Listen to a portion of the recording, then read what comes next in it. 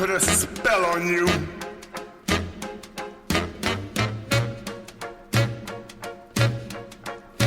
Because you're mine.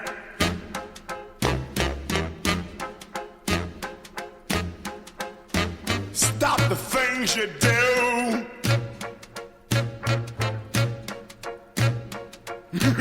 What's up?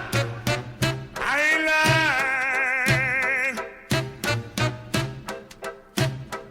Yeah, I can't stand. Woo! No running around. I can't stand.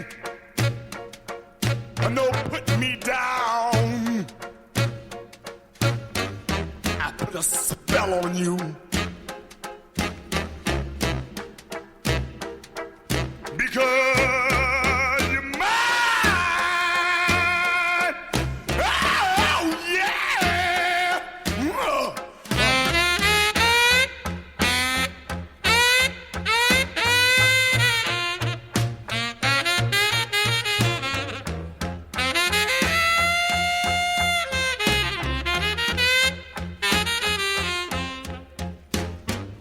Stop the things you do.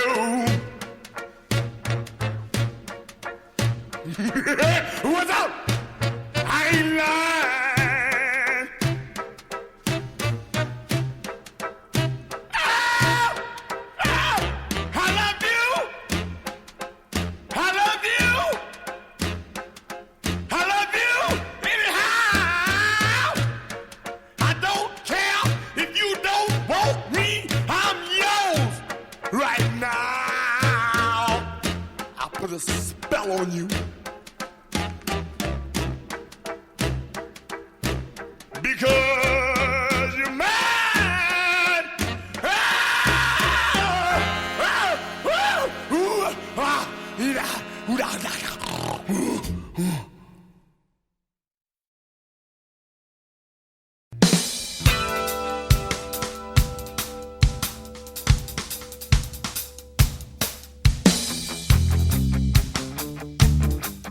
Father, can you hear me?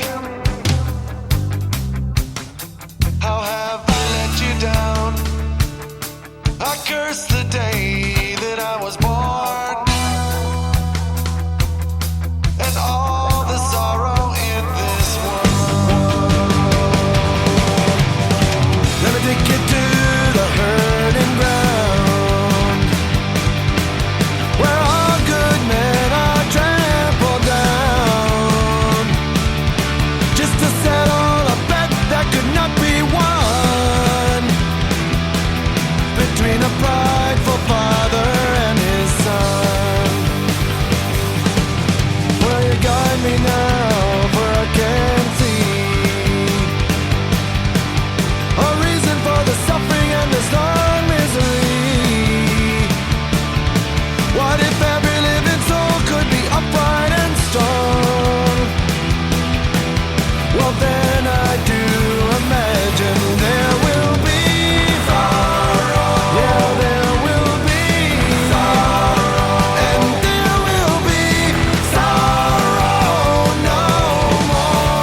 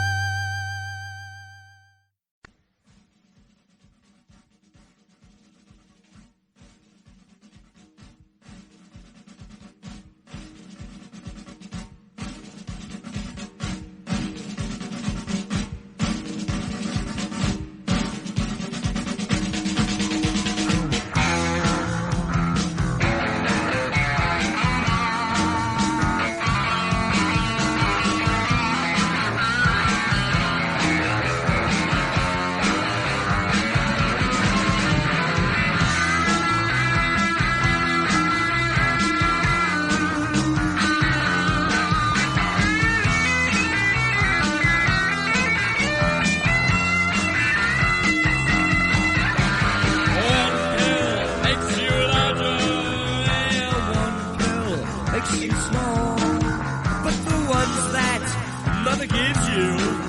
Don't do anything at all.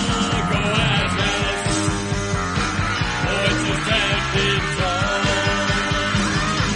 And if you go chasing rabbits and you know you're gonna fall, tell the hooker smoking caterpillar has given you the call.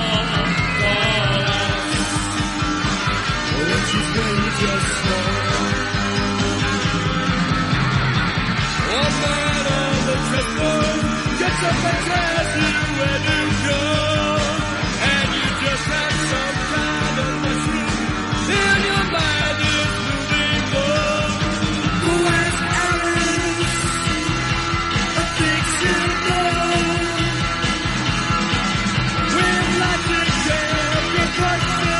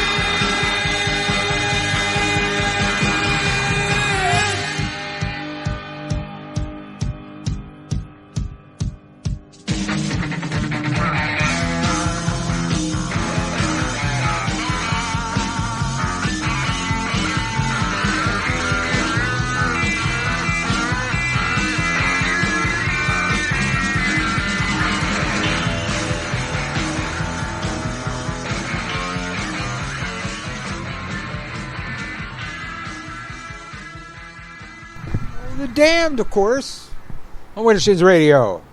We had a blood ceremony before that, and Bad Religion, and God, I don't know what the hell we started the damn show off with, but Wintershins. Your shins. Radio for your spiritual side. Twisted approach, left-hand path. I wanted to give That's well, it's following. I wanted to give our guest a little bit of time. His I think his Skype was running an update. Mine did that too. Good thing, I got in here a whole 15 minutes before showtime for that to happen. I don't know. Skype's got an update. Hopefully that doesn't mess with us. Skype so far when they update, it's not as bad as when Facebook updates. Facebook now looks like plane wrap since their last update. Now I don't even know all the things that they screwed up. But tonight we got Devin Hunter. 10-minute.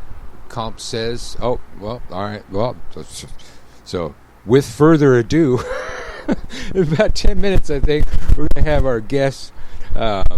His update is, I guess, larger.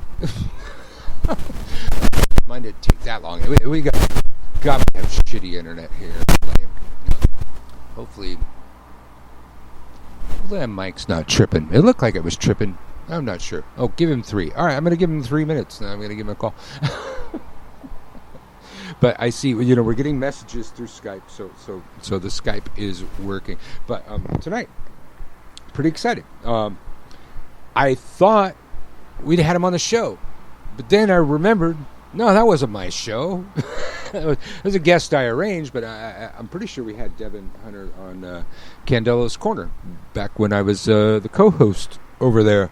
But I haven't had him on this show. I'm shocked sometimes. Like I talk to my friends, like, wait a minute, I haven't had you on Wintershins yet?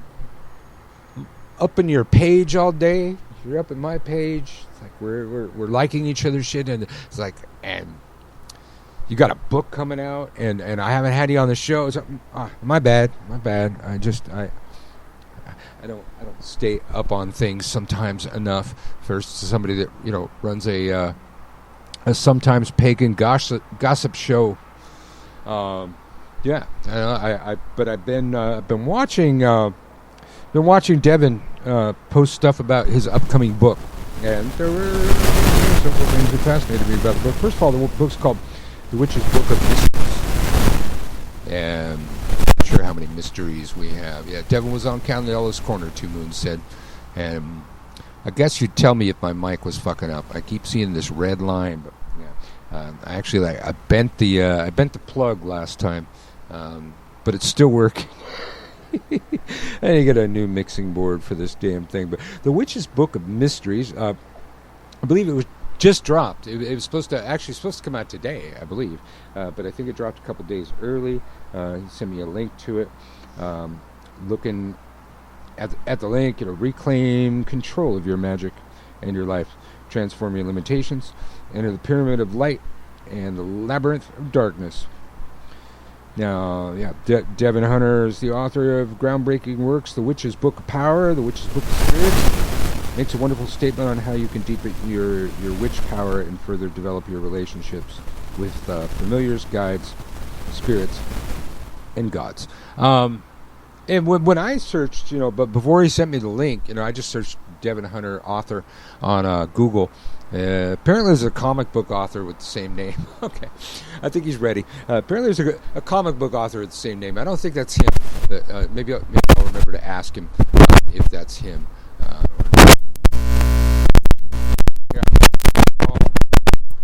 And about now, wait, I want to check something. Let's see. That's some scratchy noise. That is some scratchy noise. Okay, hold on. Let me fix my damn mic. All right. Hopefully that fixes scratchy noise. We definitely, the traffic noise, the Hollywood noise. We're gonna have the Hollywood noise. Two Moons sent me a little face. God, I hope it's a happy face. I can't read that. Two Moons. Is that good? Is it bad? Give me a sound check. Check 1 2. Check 1 2. Check 1 2. Check 1 2. Give me a sound check, yo. I don't see that red line anymore, except when I get way up on the mic like that, and I should be getting a red mic. Now you sent me a square, Two Moons. Okay, you're just fucking with me now. You're fucking with me. You're sending me symbols in the chat room that I don't understand. It went crazy, then fixed. Okay, thank you. English. Hi, Two Moons. By the way, we're gonna get our guest here on the line. I'm sure he's more than ready by now. Let's see. We'll get to listen to that lovely Skype calling noise. That always thrills me. Looks like I gotta keep Skype open. Okay, are you calling him or what? Oh, I gotta click on that too? Just fucking call him. Jesus, bitches.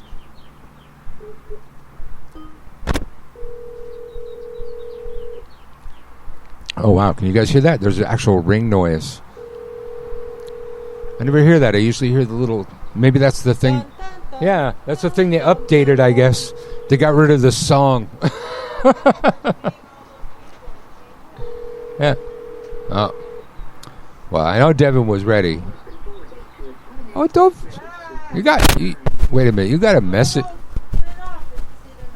Yeah. He's got a... Have you hugged a witch today? All right, Devin. I'm going to try you again, man. Trying again. It's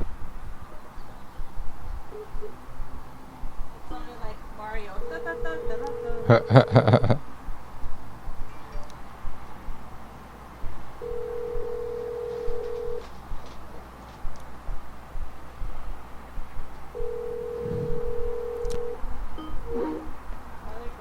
Wait, there's the sound.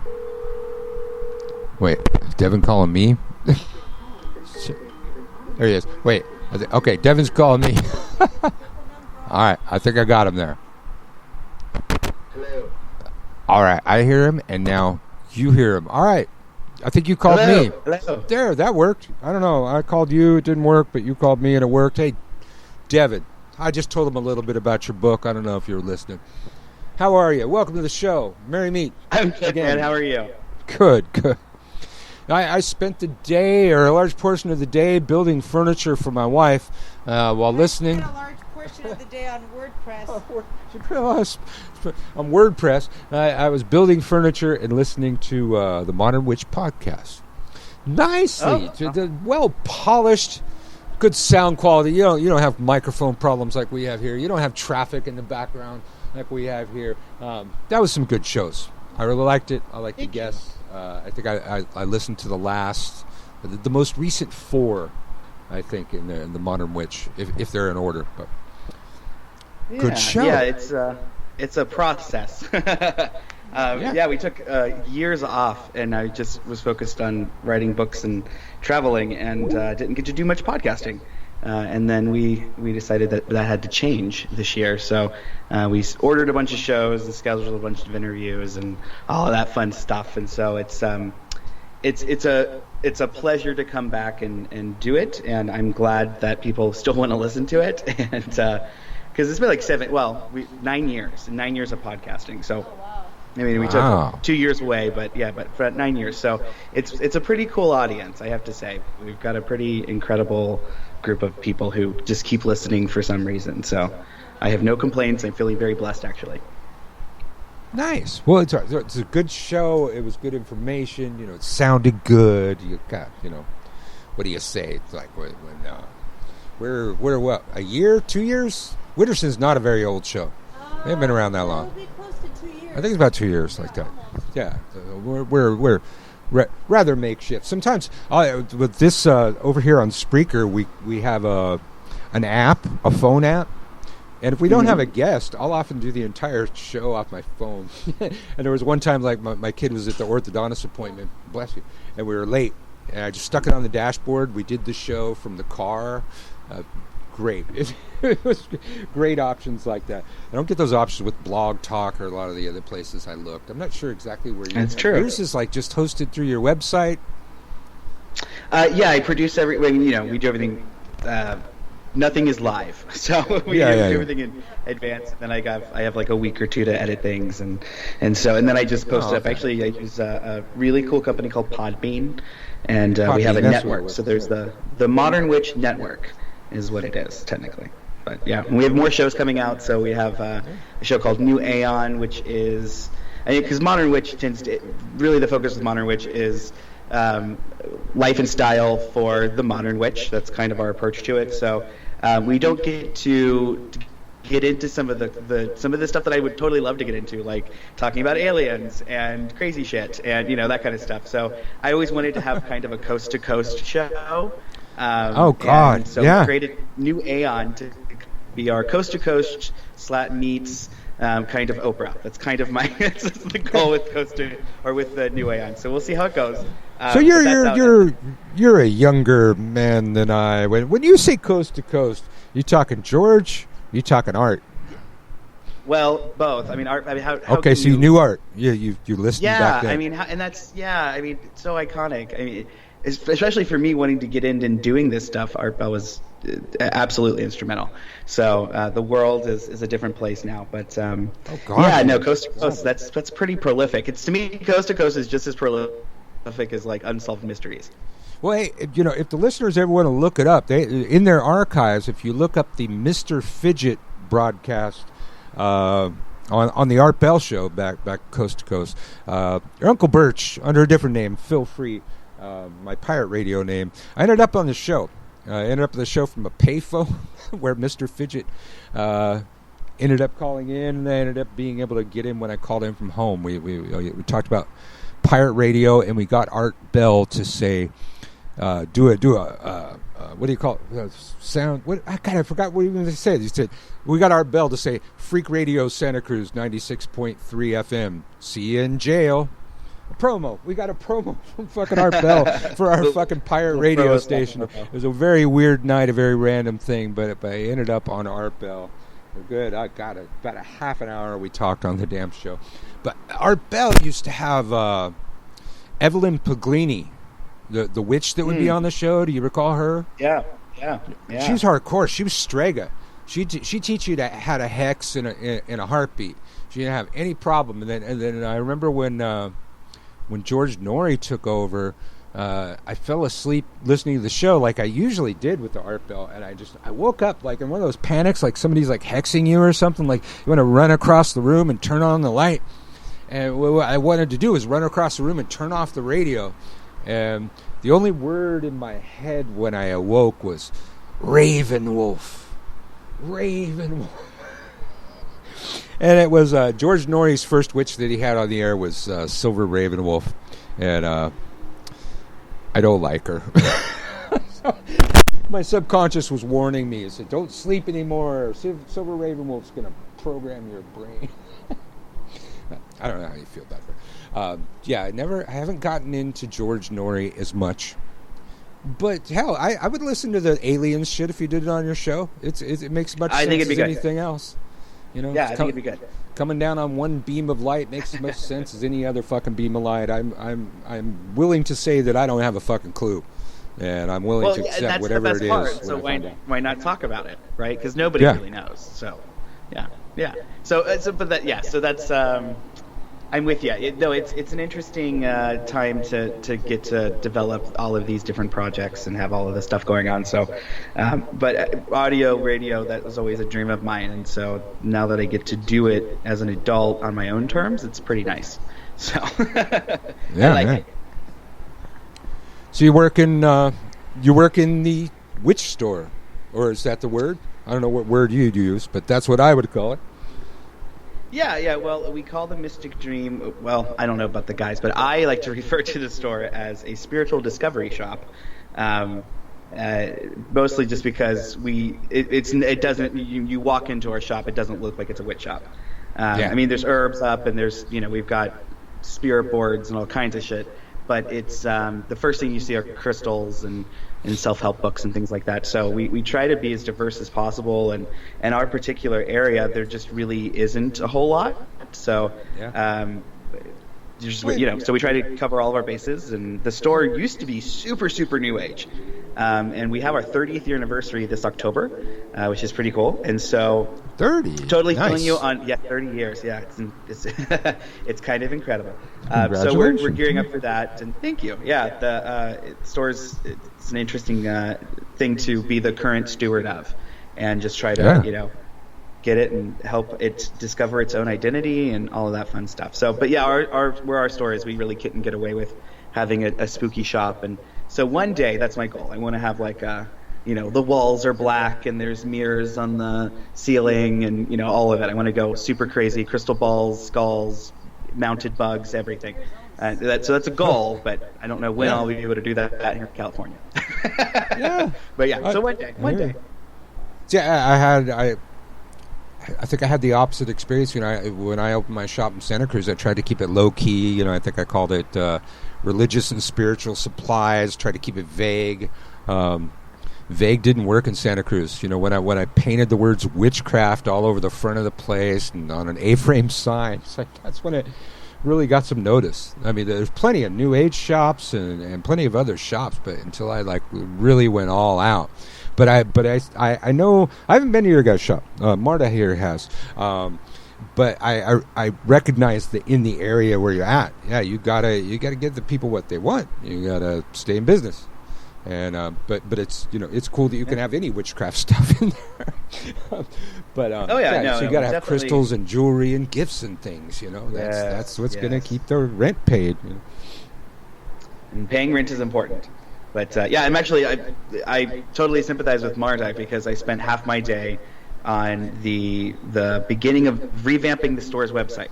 So it was only 6 hours so far. When we're done with this, I'll go back at it. But so I'm totally sympathizing and understanding, and I just appreciate where she's at. Thank you, because frankly, I'm a little too angry to even talk to anybody right now. I'm just sitting here. It's a pain. Sitting there. I appreciate that. Yes, the clown to the right of me is here. She's dealing with her day. Trying to move the table, the mic was tripping. All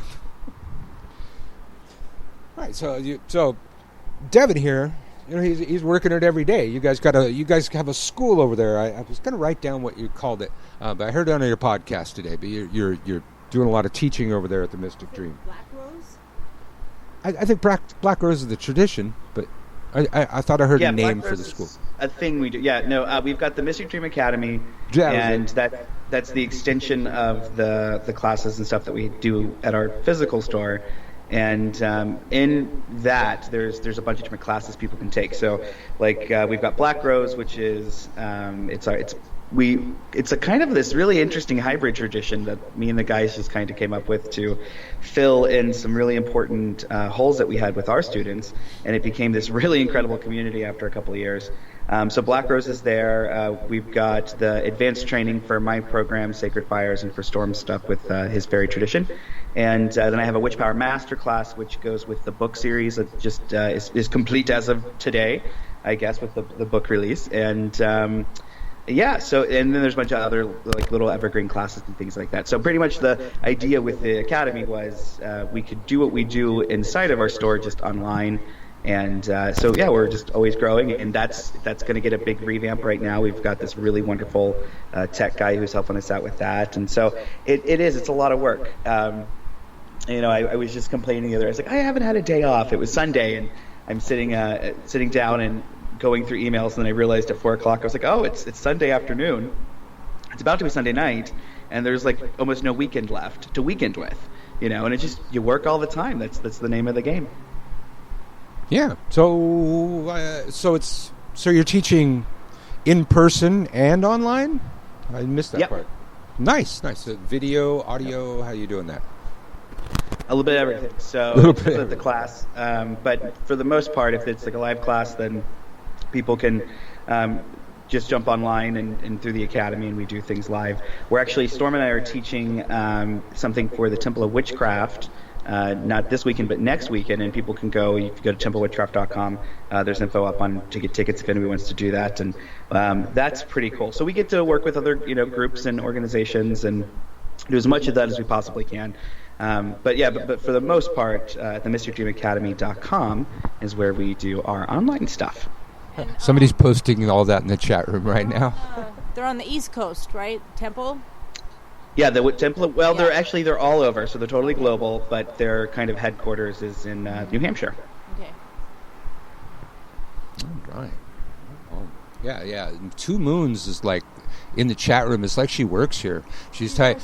She's typing. We got DevinHunter.net /about-Devin, MysticDreamAcademy.com, MysticDream.com, and then we have a lot of other people pages working behind the scenes. Yeah. Our listeners are doing it for us. Thank you. We used to have back when we were Blog Talk, there was somebody that used to do that. He'd just like anything that anybody was talking about, man, he'd have the link right up in there. He was good at that thing. Let's see. So the academy. Oh, what's I going to ask? You're talking Black Rose. Was it the Black Rose? You're talking about being a hybrid? Yeah. So I have a totally different background in occultism than the guys do. And so for people who don't know, when I say the guys, it's Storm, Fairy Wolf, and Chaz Wogan. Those are my partners in life and in business. And about 6 years ago, we had realized that there were, because a lot of the stuff that we're interested in doing and in teaching tends to be kind of just advanced stuff, I guess I would say. And so when people were coming to us and wanting to take classes, we were getting really irritated at having to kind of, start from, the basics and then work our way up every single time. And we realized that, I had my talents and the guys each had their own talents. And so if we were to combine them together, we could actually do something really, really neat.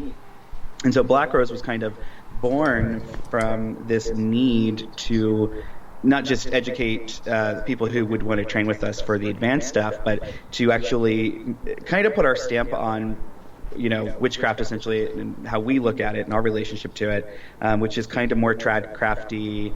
There's a lot of kind of shamanic stuff and trance work and spirit work. So Black Rose allows us to present all of those things in a kind of introductory way and see how people respond to that and see what their interests are and all of that good stuff. And so it's a pretty kick-ass system.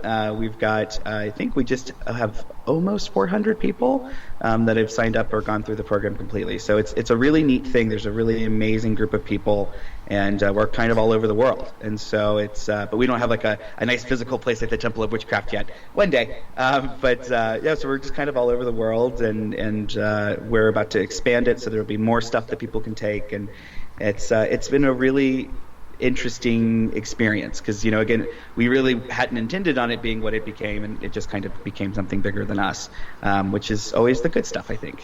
That's how it happens. Absolutely. Well, I've often said, for probably the most staunch of the traditionalists in the crafts would be the British traditional witches, formerly the Gardnerians. And I would call what Gardner taught a hybrid. It's eclectic. It starts eclectic. Gardner spent a lifetime studying religio magic around the world and then did this shit. He would have had to add things that he picked up in his bag of tricks around the world, and there's nothing wrong with that. People trip on that, and so I know part of your partners I would think come more from the fairy side of things, and fairy I'd call a hybrid. I mean, fairy in its inception is a Huna magic, Strega, and Gwydian's was like Welsh magic. Those are the three main currents when it started. That's a hybrid of three totally different magics that went well together. And I don't know, people trip on that kind of thing. They want to be all staunch and traditional. There's you got to fill your bag of tricks along the way, and nothing wrong with using those things. Nothing wrong with a hybrid or eclectic or whatever people call them these days. That's my. No, I mean, if it's why just keep doing the same shit over and over again? Yeah. You know what I mean? Like, what's the point? Especially when you have learned new techniques and new technologies, and then that clarifies other things that you learned, 10 years, 20 years earlier. And so as you grow as an occultist, your gnosis grows, and you realize the world is a different place than what you thought it was just yesterday. And so I think, in my case, I've got a couple of initiations under my belt, and in my training, I have more of a traditionalist kind of background than the guys do, and that has been an interesting part of the hybridization of all the things, because of course I have specific rules and things that I just think the guys just don't really have, and I have a different relationship to things than they do. Even though I am trained in fairy and I'm initiate in the fairy tradition, we just have a different approach to things, So it's really interesting to see that. And then that was kind of the cornerstone with fairy as well, is that you get to kind of be a mad scientist and put together pieces that work and call to your soul. And so I think really Black Rose, if anything, is this wonderful kind of living example of actually doing the work that we're taught in fairy without it actually being fairy itself. Right on. Sounds like it. Sounds like a good tradition. Yeah. And it's got, it's...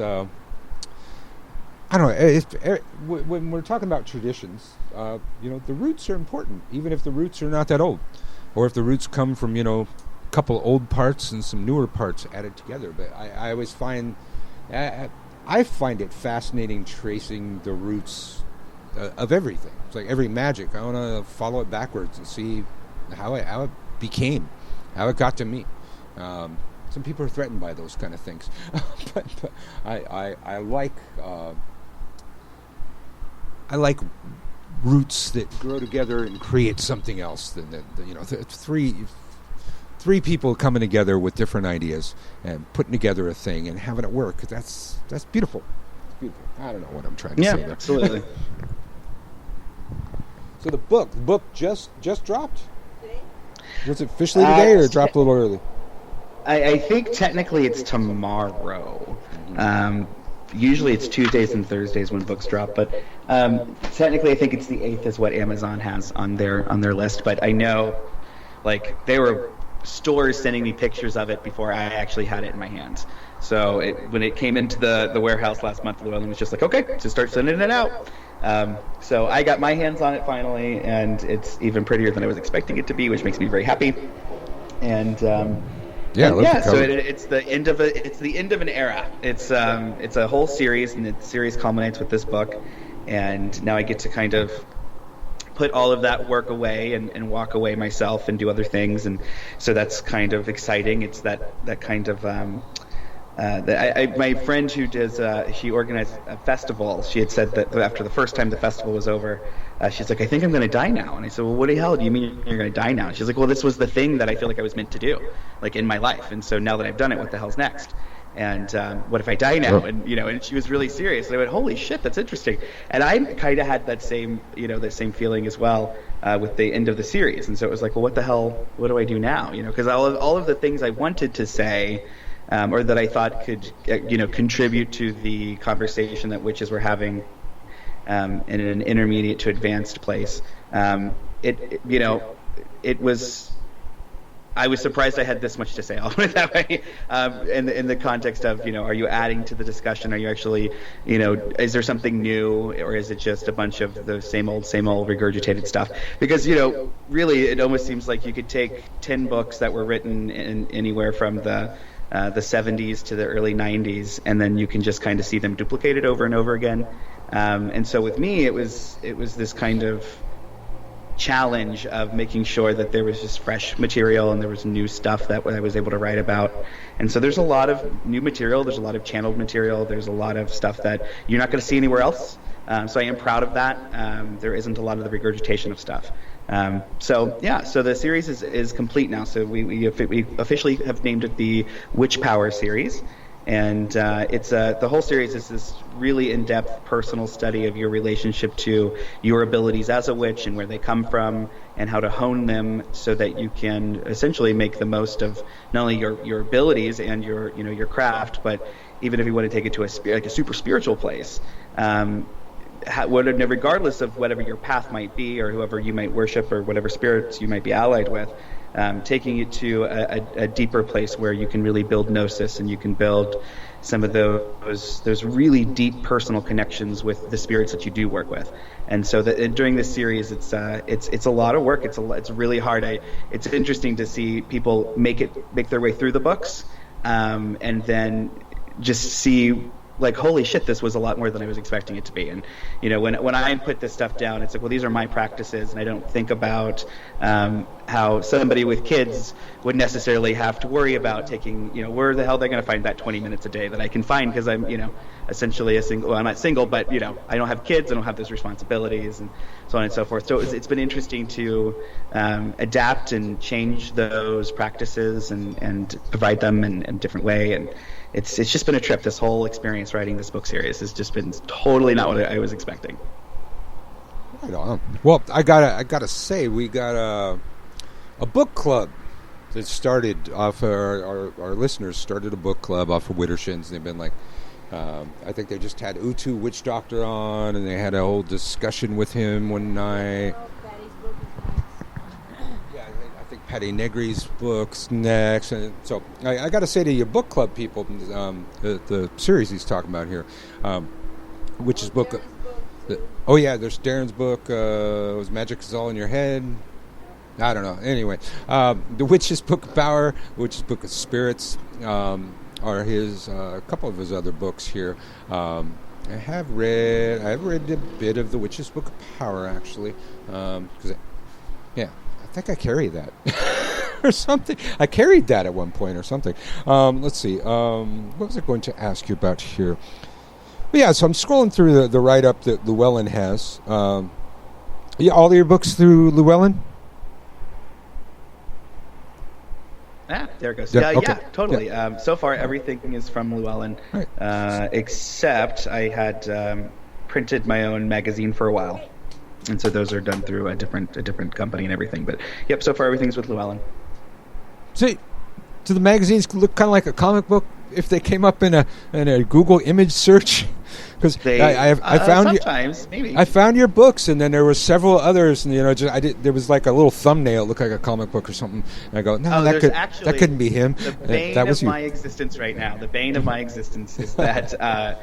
There is a young adult author who started publishing books under the pseudonym Devin Hunter, and she's really great. She's I was able to finally track her down on Twitter because she has not posted her email anywhere on her website. So I'm getting like fan mail for this woman, and she's writing Fortnite books. So if you're familiar with like the Fortnite video games, she has a teen book series based off of this. Yeah. So all of these kids are like emailing me, and I'm getting letters, and I'm your biggest Fortnite. fan. Yeah, and I'm like, oh God.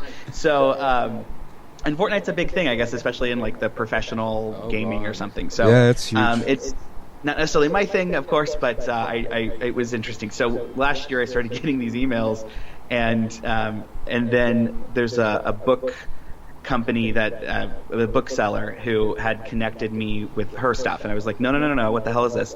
Because it actually changes ratings and it does all these dramatic things, and so I had to fix that, and then I started getting really irritated because I was like, well, who the hell would do, like, come on, people, and then I realized, like, nope, I think I just have to fight a little harder for Devin Hunter. I think this is going to be what there's also a porn star named Devin Hunter, and that's probably not that much of a problem. What kind of porn? Yeah. It's gay porn, at least? Little gay porno. Yeah, he's a little Twinkie guy. Bless his heart. And I am not. I am a bearded berry guy. And then there's a lawyer, and there's a self-help guru who does stuff for like business. And so every once in a while, he was my competition for probably the first couple of years. Actually, was just trying to get like better Google ratings than he did. And now we're just so diverged in things that it's pretty different. But yeah, it's interesting. So I thought I had an original name at least, and I apparently no. Well, and that's okay. Good company. Yeah, somebody's good company. Yeah. Well, hell, I thought I had an original name too, but there's a whole tradition named after me. The Karelian nativist tradition. I got in an argument with somebody on Facebook, and he told me he was going to tell Reverend Don on me, and I go, my phone tries to suggest Reverend Don is family because we have the same last name. But yeah. Right. Right. Yeah, no. Yeah, there's a couple Martas out there, or Marta Carells out there. No, on Facebook? My point was to say there's no Marta Carells out there. Well, good. At least, I could help with that. So Devin's latest book, in case you're just joining us, The Witch's Book of Mysteries. Are there mysteries left? Does anybody have mysteries? You got mysteries, dude? In this book? That's what it's about, yeah. So the original third book was called The Witch's Book of Secrets.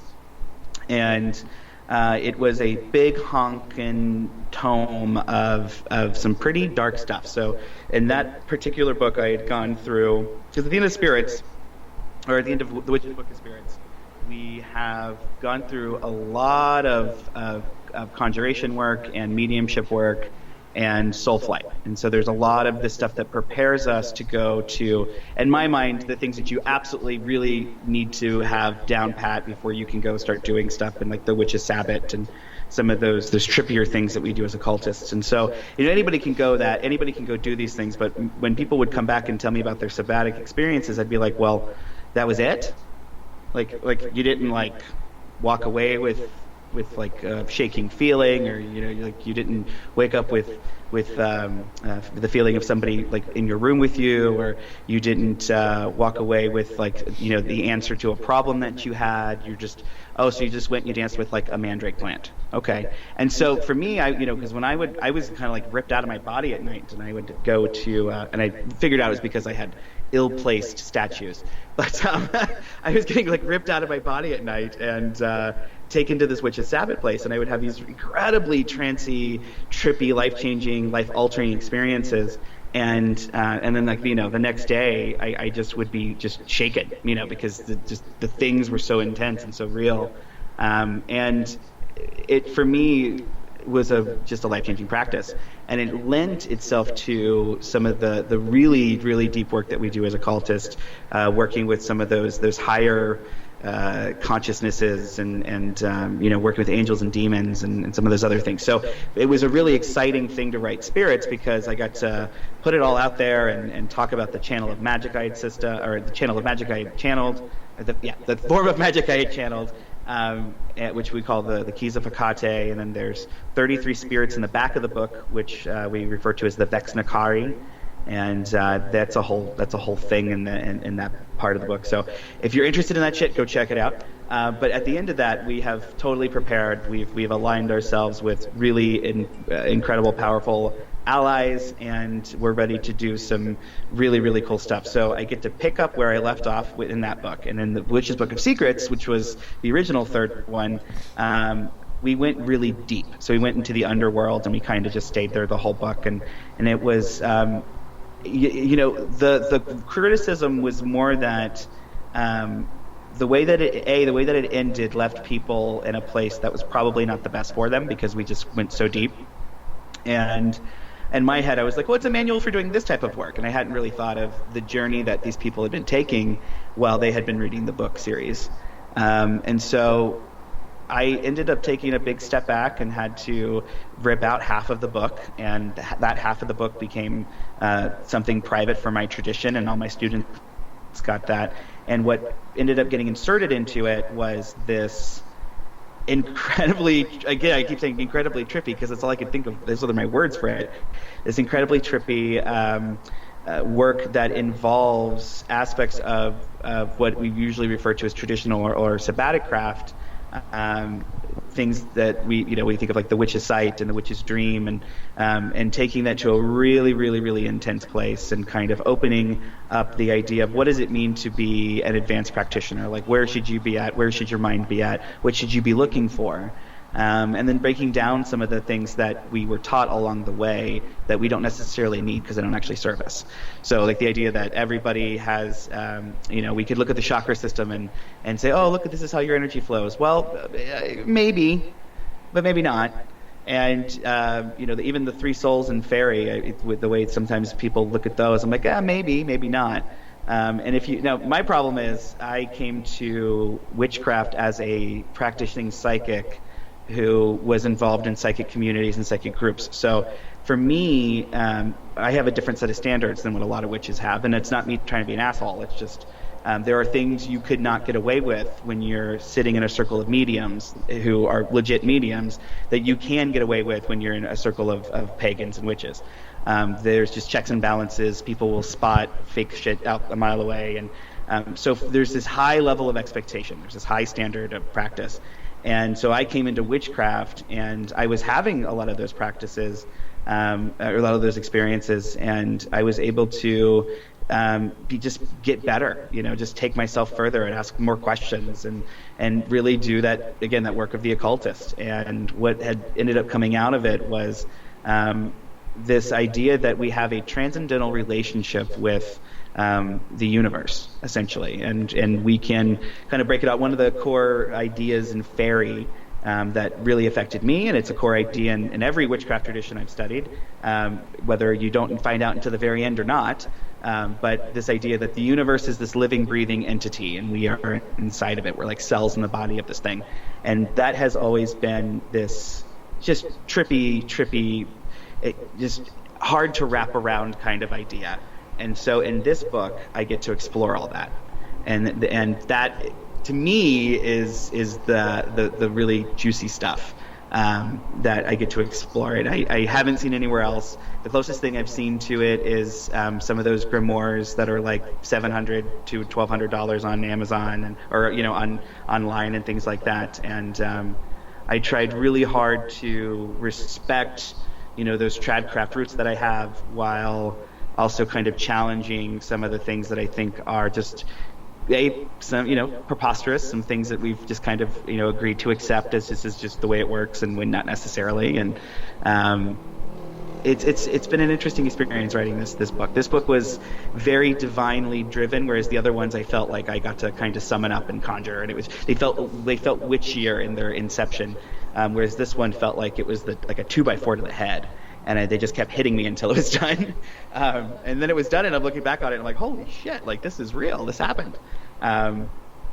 So there's big work in there. It's the other books focus, I think, on the little work, on the stuff, the day-to-day stuff, and this one gets to do the bigger stuff. So there's definitely high magic. Ceremonial magic is laced in with, I have more of a folky magic kind of approach to things, so it's rooted in that. But, this shit gets pretty real in this book. That's what I like about you. You talk about old stuff that I don't hear people talk about anymore, and I'm old, and I like that. But when you hit on that thing, the nighttime Sabbats, and you're going there in your sleep, waking up, feeling like you've done a lot of work. That was like a standard thing. It's like when I was a kid, it was like there's your earthly teachers.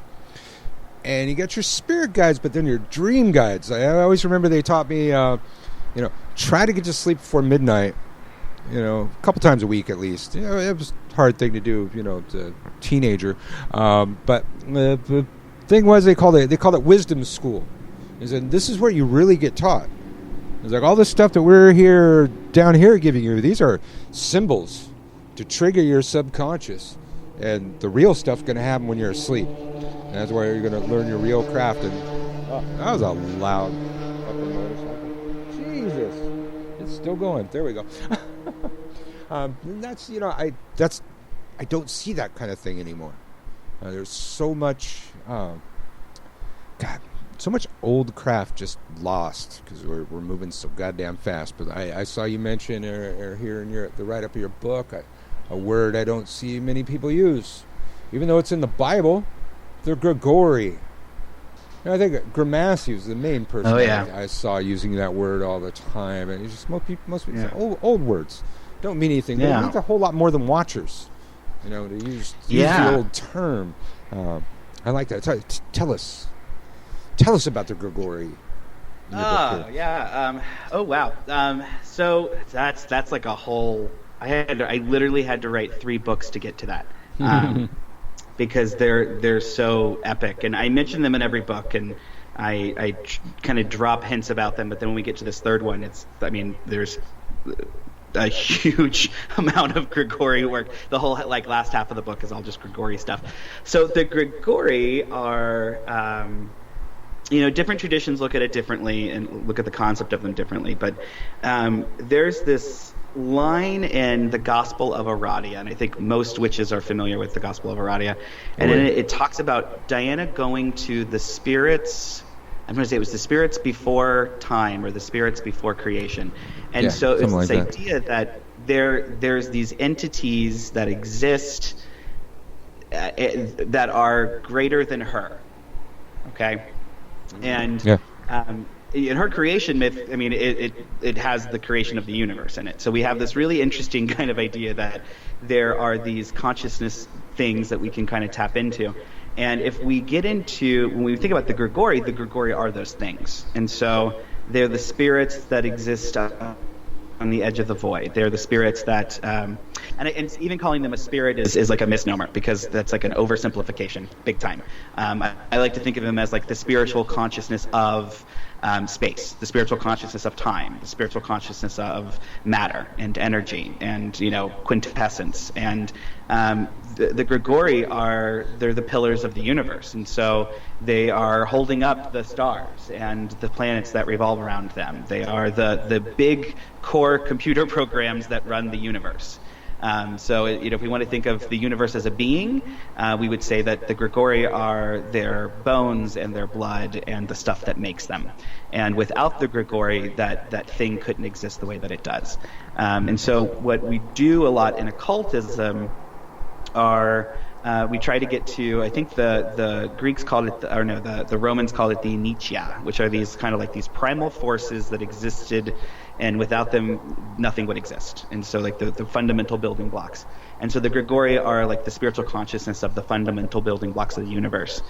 And, you might be like, well, how the fuck does that help me with the spell, right? And for me, witchcraft, I definitely have kind of that low magic kind of vibe to me a lot of the ways. But when it comes to this stuff, it just, first of all, the exploration and going from somebody who hasn't experienced it to somebody who can experience it is just life-changing. So you get to really build up those psychic muscles. You really get to build up your spiritual muscles and put them to the test and get verifiable information on things. And there's a lot of work that we have to do before we can go and have these really trippy experiences. And usually, if you were not a member of an occult order where this was a thing that they actually did, and here's the trick to it, most of the occult orders that do this stuff are super fucking secret, so you're not going to know that they do it. And because it's heavy work, it's really, and it's just, you don't want everybody showing up, because you end up having to talk about like, oh, when I was 12 I was raped, and this is how this stuff has affected me, and this is how it's keeping me from being closer to the all source. and this is what's keeping me from being the best and most successful person I can be in my life.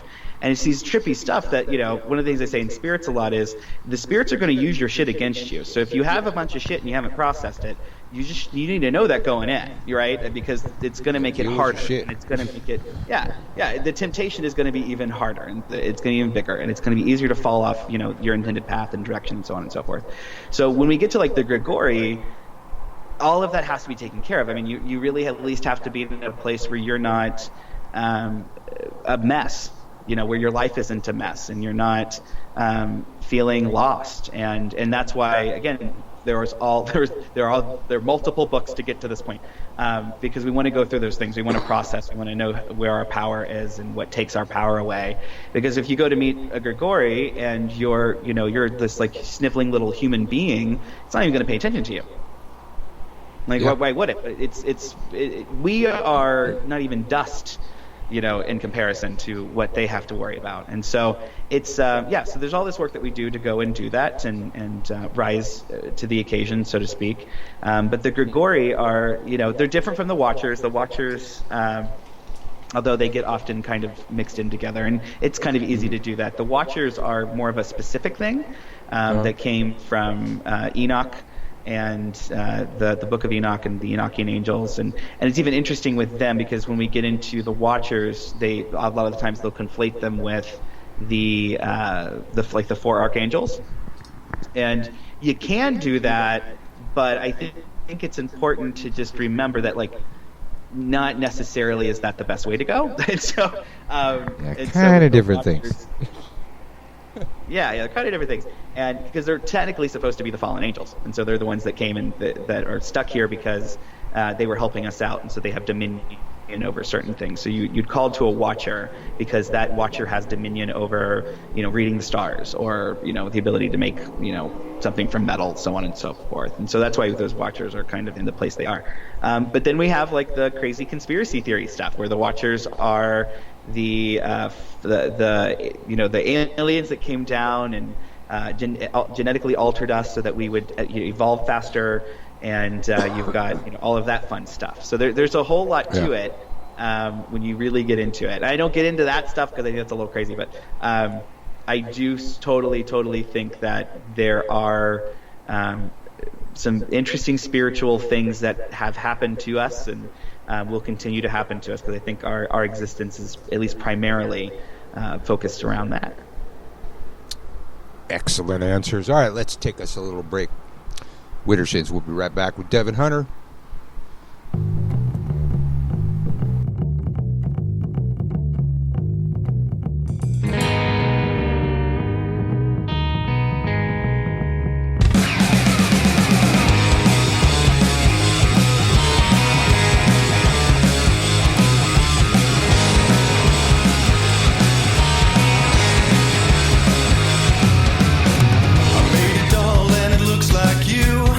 It's cute, small, and it smells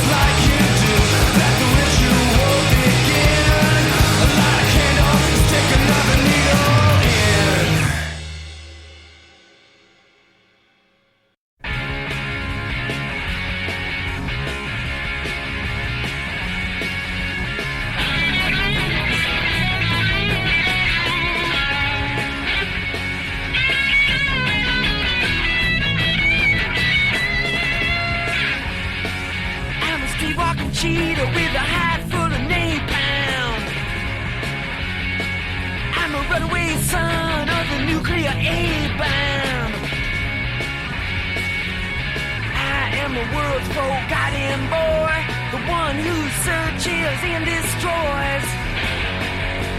Honey, gotta help me, please. Somebody gotta save my soul. Baby, that ain't for me. Oh! Look out, honey, 'cause I'm using technology. Ain't got time to make no apology. So radiation in the dead of night, love in the middle of a firefight. Honey, gotta strike me blind. Somebody gotta save my soul.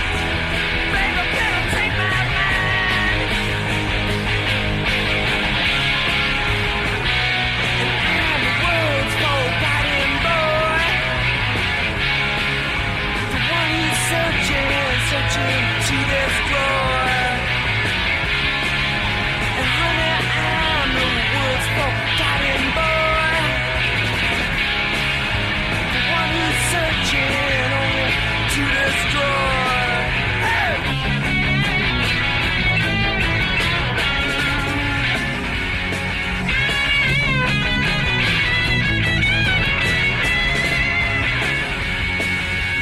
Look out, honey, 'cause I'm using technology. Ain't got time to make no apology. So radiation in the dead of night, love in the middle of a firefight. Honey, gotta strike me blind. Somebody gotta save my soul. Baby, better take my mind. And I'm the world's forgotten boy, the one who's searching to destroy. And honey, I'm the world's forgotten boy, the one who's searching to destroy. Forgotten boy, forgotten boy.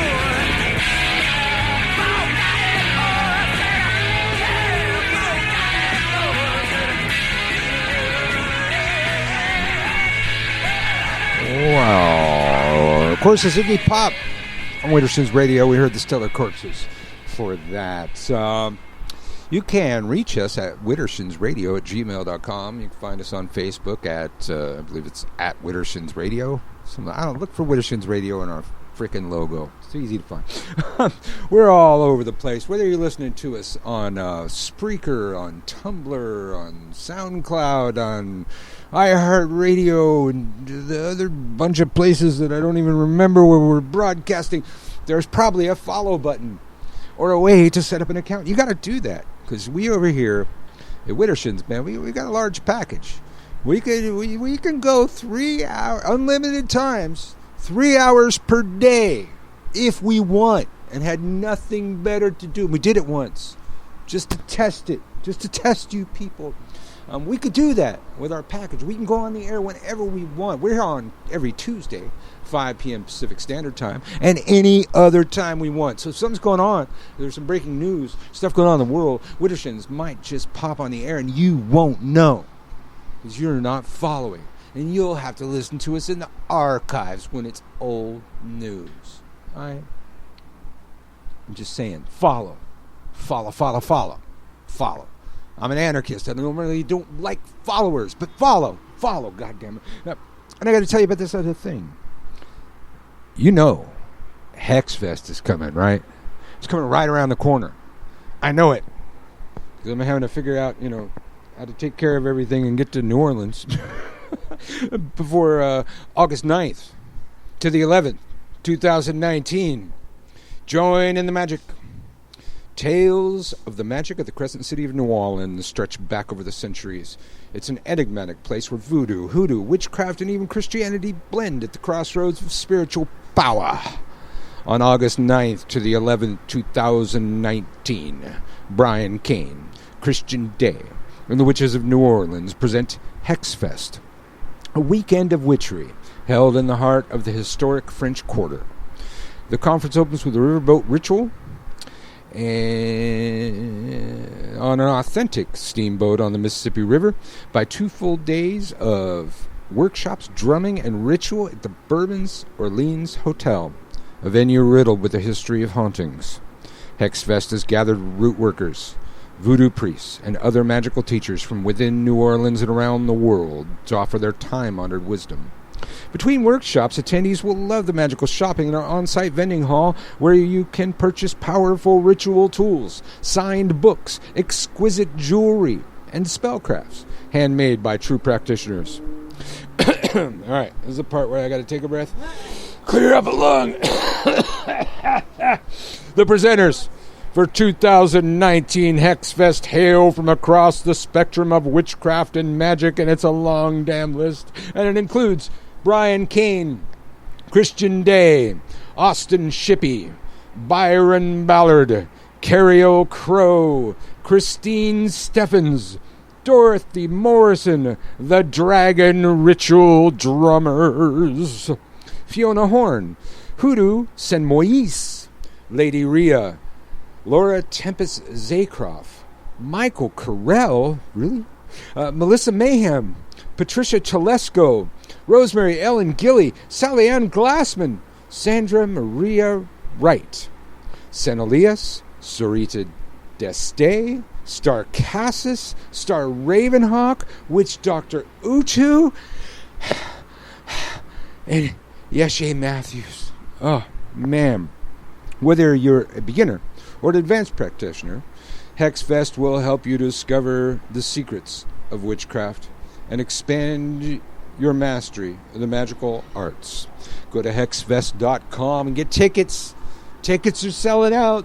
They're gonna sell out just because Uncle Bert's is there, man. I'm telling you. And my workshop, I got 3 workshops on magical warfare and a couple panels. I guess I'm on a couple panels. So get out there to New Orleans. It'll be my first time to New Orleans. I want to see y'all there.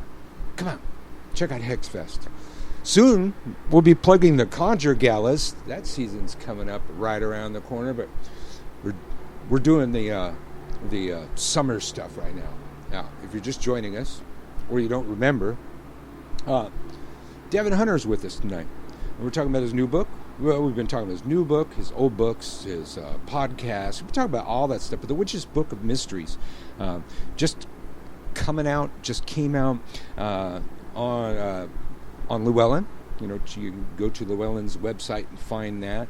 I'm sure my distributors carry it, so I'll be looking them up and posting that on my website. I carry a lot of people's stuff; they don't even know I'm carrying it because I just get it through my distributor. But I've been reading the just the write up, the little notes they give you about the book here, and I'm fascinated. There's not some beginners shit here. This is not some regurgitated stuff that you see all over the place, and none. I haven't seen any of that stuff from Devin. So in the chat room, Devin, they say Devin is such an interesting guy to listen to. Of course, you're going to have him on Winter Shins if he's boring. It's all about ratings, people. Hello, Devin. How are you? Still there? I'm doing well. I'm here. So, what more would you like to tell us about the new book? Buy it. I mean, it is $21.99 US. Here you go. Hearing something, I'm kind of interested in your process. Is this something you've kind of had in your head for years, or does it just kind of come to you, like more or less spontaneously? Writer's questions. it's kind of like the best way to kind of put it is like, I don't know if you're familiar with like composing music. You'll get a tune in your head, or maybe you like a certain chord because it was in a song you love and that kind of a thing. And so there's definitely inspiration that comes from people like Paul Hewson, especially Mastering Witchcraft. I'm a big Andrew Chumley fan. Old school. And so so there's definitely plenty of inspiration that I took.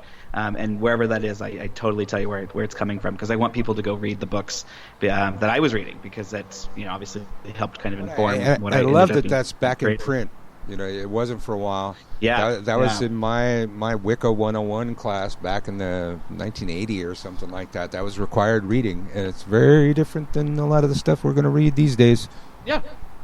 Yeah, and so Paul Houston and I agree on a lot, and so if you like Mastering Witchcraft, you'd like my stuff. I hope.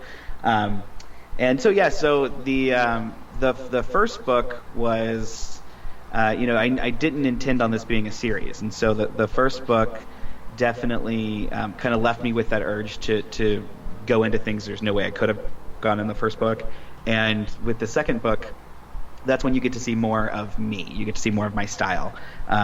Whereas the first book, there's just the material is so specific, and it's all about going through a certain system and kind of figuring yourself out.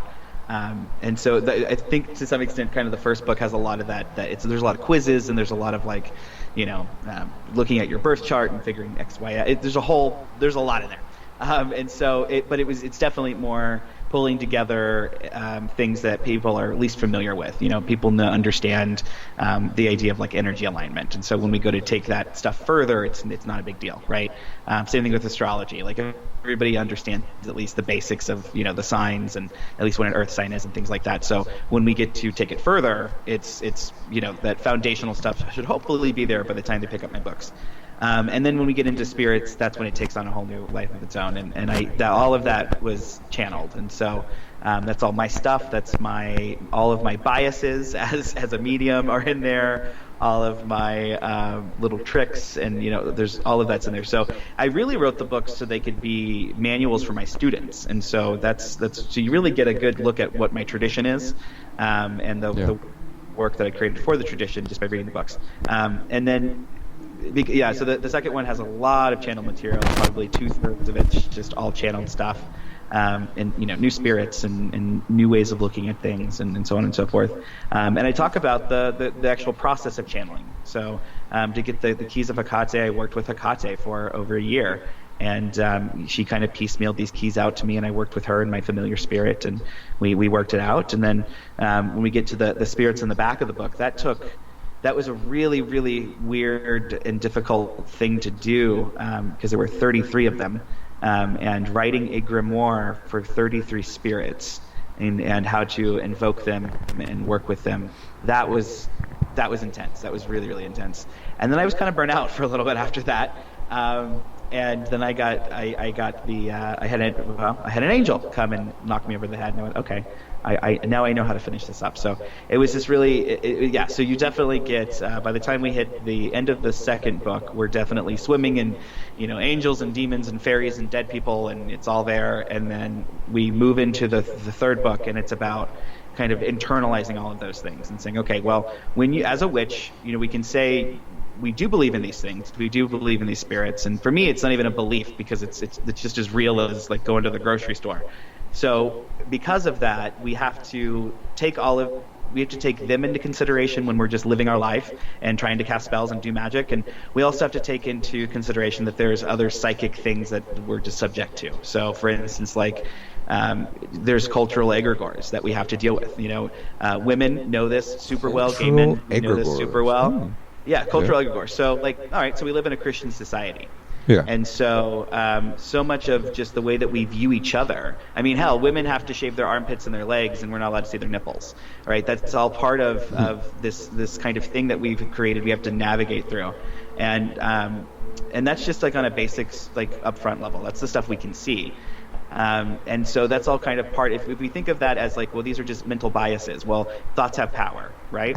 And we know that thoughts have power, and if there's a bunch of people thinking about something, it's going to create a thing, right? All that power is going to congeal and create a thing. And so, there's a Christian egregore for every single denomination, and that egregore has its own version of Christianity. It has its own version of whatever. Same thing for any other group, and we would find in witchcraft. There's the way that the culture itself within that organization or that group views the world creates these things that we have to deal with. And so, as a witch, I may not like dealing with Christians and Christian holidays and Christian stuff, but every single day of my life. I am. Every single day of my life, I'm swimming through this Christian predominant world. And as a witch, I can be pissy about it. I can say, well, fuck that, I don't believe in it, and just ignore it. But that doesn't mean it goes away. It's not like with global warming. Just because we don't want to believe in global warming doesn't mean global warming isn't here and it's not a real issue, right? So it's trade opportunity. That's right. Because there's new It's a pathways trade open in opportunity. the ice. We can walk. We can walk to Alaska now. Jesus, but it's that kind of idea. Like, we have these things that we're dealing with, and so psychically speaking, we have to. We're constantly battling. So one of the examples I talk a lot about is like, well, if you're a woman, and you're applying for a job, and you're going to do a job spell, right? Well, we know that women are getting paid about, in some cases, 50 to 70% less than men in their category, and that we know there's an interesting thing the New York Times did a couple years ago where they had one of their writers send in the resume, exact resume, identical and everything. The only difference was they had listed one of them as male and one of the things as female, and the female was not picked up, but the male was. And so we know women have this bias that they have to deal with in the workplace, and they have to deal with just everywhere. And so that we should know that, right? We should know that's a thing that we have to fight against if we're going to cast a spell for a job, right? We should know there's this cultural bias and there's this cultural egregore that's informing everybody in their hiring practices that women are not as desired as men are, or women aren't going to be as efficient as men would be. And so, that's just one example. And then we can take it to some of those bigger things, and we can think about so for one of the stories I tell is my mother was in a coma for about 5 days. It was really, really scary. And she is a devout Christian, and Pentecostal Methodist kind of hybrid, which is interesting if you think about it. And I'm not, obviously. There's no getting around that. But I kept a good relationship, I think, with Jesus. He's my bro. We're cool. I don't worship him. He's not my personal Lord and Savior. I haven't gone to that place with him at all. But I know, I grew up in a Christian everything, and so Jesus was always around. And when I moved to California, I got to meet Mexican Jesus and Black Jesus, and I suddenly realized Jesus was way cooler than I'd ever thought he was. And so the relationship changed. As a folk magic practitioner, Jesus is around all the time. And so I don't have a problem with Jesus, but I had done this big ritual work with my partner, and we're about halfway through it. And at this point, I'd already announced to Facebook, my mom's in a coma. If you could send some good juju, I'd really appreciate it. And in the ritual, I just felt like there was all of this magic that was just coalescing and just right above my mother, but she just wasn't receiving it. She just wasn't going to take it. And when I kind of poked at it, I was like, oh, of course, it's because it's come from a bunch of witches. Mom is so against this just for me. Of course, she doesn't want me doing a healing spell on her, let alone asking a bunch of people to send healing energy. And so I realized oh shit, we've got this problem of people are really doing this work, but she doesn't want it, and she's one of those holy war kind of people that, so to her this is like an act of treason, right? And so I had this whole moment of oh shit, what am I going to do? And so I called Jesus up. I said, hey, dude, we got to talk. And so imagine I'm in my room. Lucifer's behind me. Jesus is in front of me. And I'm having this discussion of look, I know that traditionally y'all don't get along necessarily, but my mom is dying. And there are all of these people, because Lucifer is my personal Lord and Savior. So, there's all of these people who are sending mom energy, but she's not going to take it. And Jesus, I need you to do this for her. If not for me, do it for her, because she does love you and she does believe in you wholeheartedly, and she would take healing from you. And then 2 hours later, mom woke up out of the coma.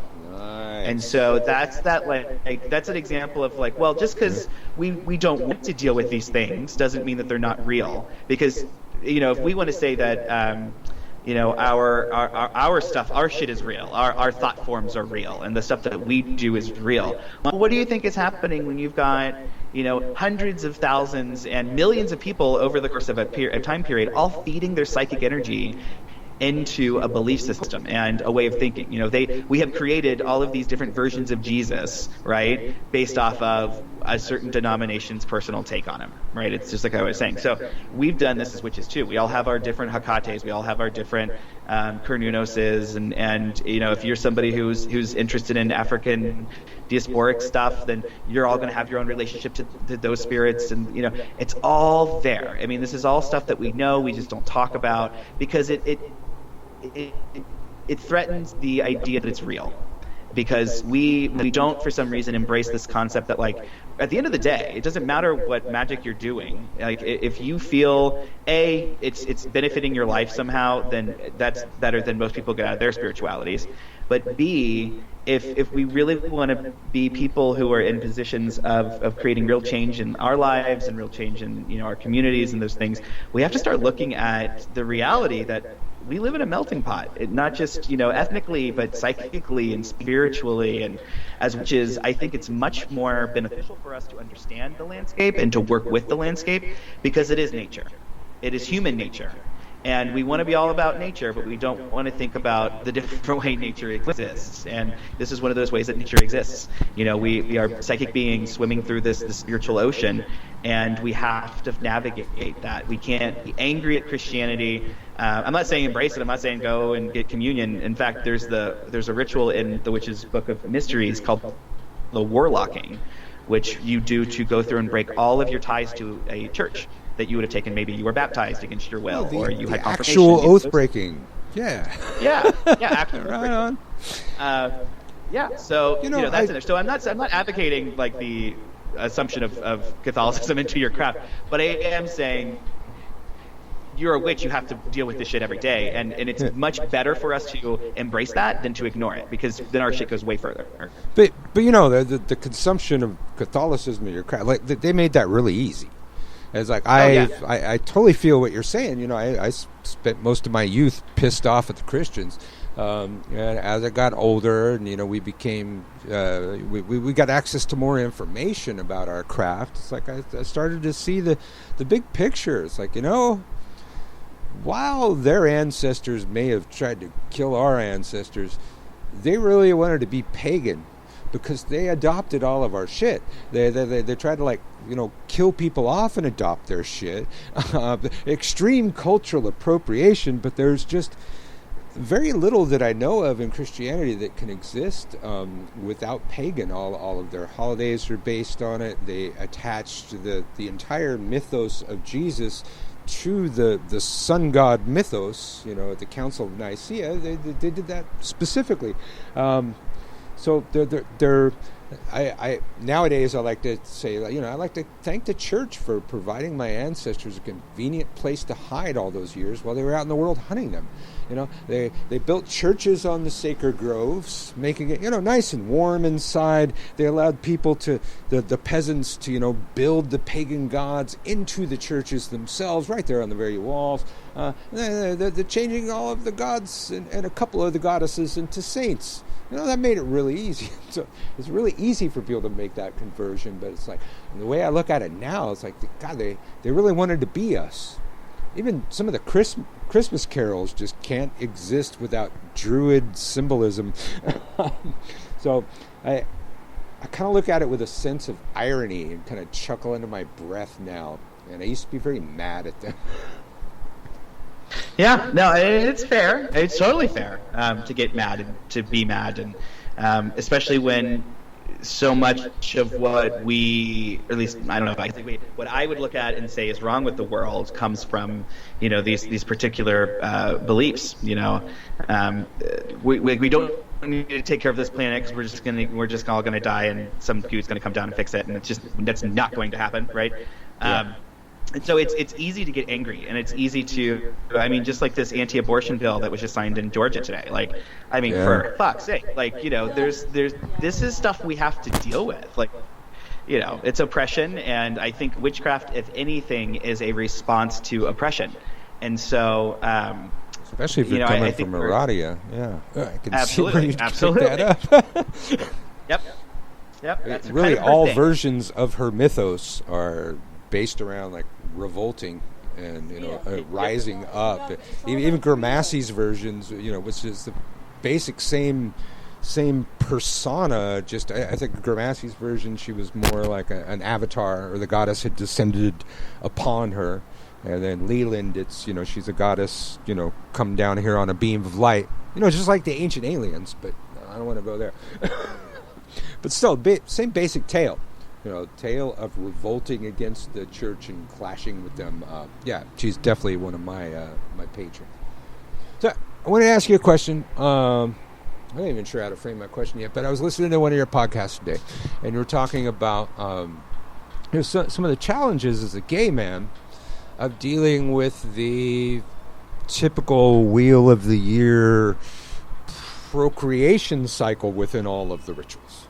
And I thought it was interesting. I grew up, in those cycles. I grew up in those kind of traditions, but in a predominantly gay male-dominated craft in the area. I think it's the area that I lived in. Belmont Shores here in Long Beach. It's like most of my teachers were gay. All of the male witches I knew were gay. Still, I'm still kind of rare, not being gay. But I've always thought about that. It's like we'd have these things like the Chase of Spring was a common ritual back in the day, and typically it would be a woman with a scarf would walk around the circle, and she'd hand that scarf out to some man that she wanted to chase her. And he'd chase her around, and he'd catch her, and he'd kiss her. And so I thought about that one time. I tried to make an all-inclusive version of the Chase of Spring in Santa Cruz. We had like a color coding system. It's like if you want to be chased by a boy, you put this ribbon on your arm. If you want to be chased by a girl, this ribbon. If you want to be chased by a boy and a girl, you have this color ribbon. If you're polyamorous, you want to be chased by a group of boys, group of girls. I think it just got too complicated. The color system for the ribbons was not easy to describe. Nobody got it. Good idea, but it failed. But I'd like to hear about some of that. I often thought about that. It's like how do my teachers who were gay, it's like they're teaching me this procreative wheel of the year cycle about the interaction of the god and goddess. It's got to mean other things to a gay man. Yeah, it totally does. But it totally does. It totally doesn't at the same time, because we're obviously capable of, from a mental place, wrapping our heads around the concept of what all that is and how all of that works and why fertility is an important thing. But there's a couple of things. So the first thing is that when we're doing these rituals, like the chase, and you're well, to me, any ritual, you're enacting an allegory to help, at least in my opinion, further your connection and your understanding to a specific thing, whether it's a spirit or it's a psychic energy or whatever. So, but it's like a path work. So the chase is, back in the day, all we can say is, from what we understand about the writings of things and whatnot, back in the day, we knew that it was actually like a possessory thing. So the maiden would be possessed by the land spirit or the goddess, and the dude would do, something similar, and, being possessed by the god or the sky. And then the chase would happen, and it was really this representation, this allegory of much deeper things that were going on. They literally took on the roles of ensuring that those energies coalesced physically on Earth. And so that's beautiful, right? That's totally great. But if you're not actually, so I'm just going to call bullshit on it in the sense that, in the 21st century, if you're not actually living off the land and all of that, it's just masturbation. You're just hanging out playing D&D with robes on. It's really what it is. And I was doing this for a long time. I would just do the ritual because it was in the witch's book of whatever, or the Bible, blah, blah, blah. And it was just okay. There's no depth there. So, it's okay to get away with that if you have no depth. And as a gay man, we can show up and we can go to those rituals, and it makes all sense from a mental standpoint, if there's no depth there. But if you ask me to really do a path working to understand the partnership and connection that a male and a female have when they are in not only just the throes of passion and connection, but then furthering that out to having children together and the responsibility of that. You become partners in a totally different way. I'll never understand that. Not from a physical place. I'll never understand that. What I will understand, from a physical place, is that sex is pleasure, and that sex helps me get connect. All acts of love and pleasure are her rituals. So sex is an act of worship, and so on and so forth. But I'm not going to get the planting of the seed stuff in the same way. It's not going to happen.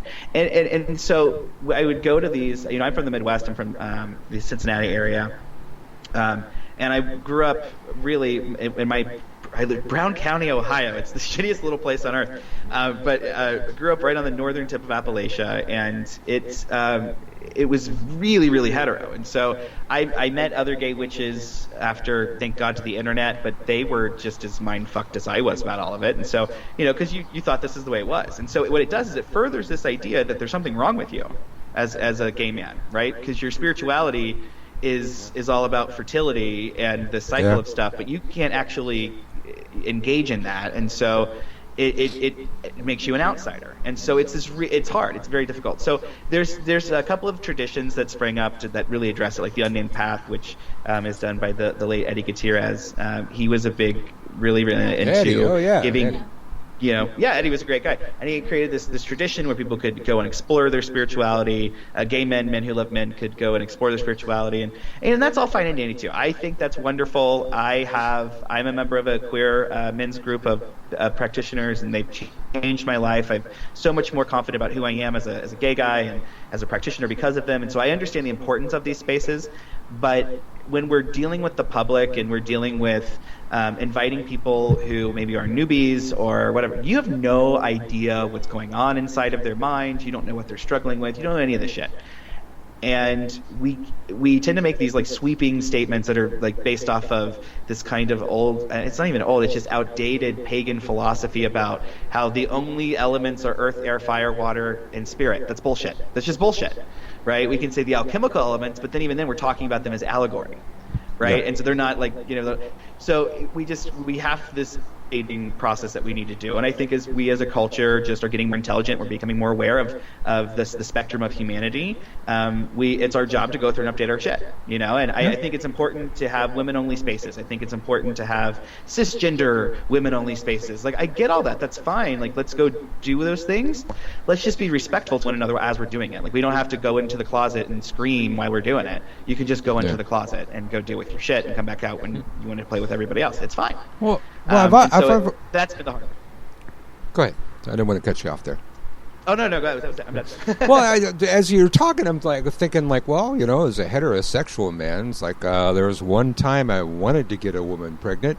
It happened a couple times, but while some of my sex drive may be subconsciously motivated by that drive to procreate, it's like I don't want that.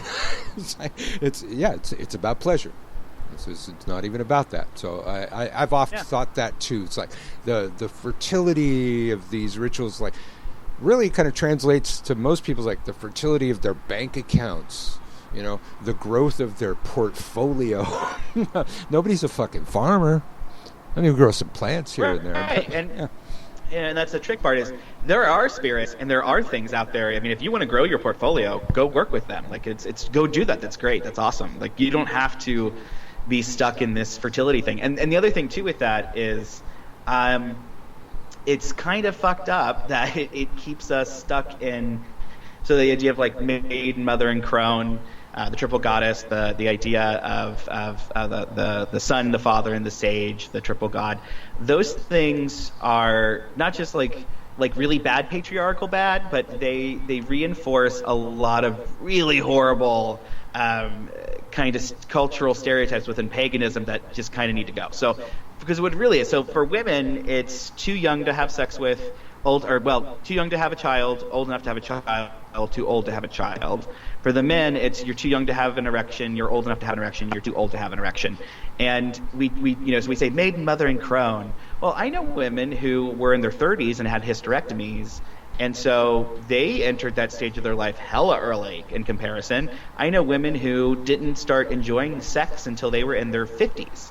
And so, they start living that maiden lifestyle where they're out and having fun and frolicking and dating a bunch of different people, because they finally know what it feels like. They know who they are. And so, like, we get stuck in these things, and I don't think people realize that, like, as a gay dude, the idea of the Father, the Son, and the Sage. To me, it always felt like this horrible thing that reinforced this idea that the only thing that made you a man was your ability to have an erection, and that just isn't true.